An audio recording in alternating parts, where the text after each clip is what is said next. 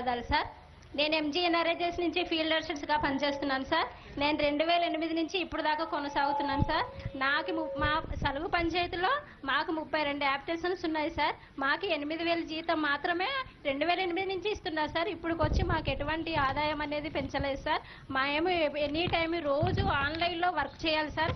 కొండలు మీరు ఇప్పుడు మా అంటే మా ఏరియా సైడ్ వచ్చారు కాబట్టి ఇక్కడ ఎంత కొండలు ఉన్నాయనేది మీకు అర్థమైంది సార్. మేము ఆడవాళ్ళని, మాకు పెళ్ళయింది, పిల్లలు ఉన్నారు, మాకు ఆ జీతం అనేది సరిపోవట్లేదు సార్. ఎండనక, వాననక, వర్షం అనక, చలి అనక ఉదయాన్నే వెళ్ళిపోయి సాయంత్రం వస్తున్నాం సార్. మా బాధని, మా కష్టాన్ని అర్థం చేసుకుంటారని మనస్ఫూర్తిగా కోరుకుంటున్నాను సార్. మీరు చేస్తారని మాకు ఆశ, ఎంతో ఆసక్తితో మొన్నటి నుంచి మేము వర్క్ చేస్తున్నాం సార్. అదేవిధంగా మీరు మిమ్మల్ని సినిమాలు చూడడం తప్పకుండా రియల్ గా ఎప్పుడు చూడడానికి నిజంగా ఐ లవ్ యూ. అలాగే మా బాధని కూడా మా జీతాలు పెంచుతారని ఆశిస్తున్నాను sir. Love you sir. Thank you. ఒకసారి కమ్యూనికేట్. అది 8,000 అమ్మా నమస్కారం. మీ అందరికీ తెలిసే ఉంటుంది, ఎంజీ నరేగా అనేది ఈ నెలాఖరుతో అయిపోతుంది. కొత్తగా జీరామ్జీ స్కీమ్ వస్తుంది.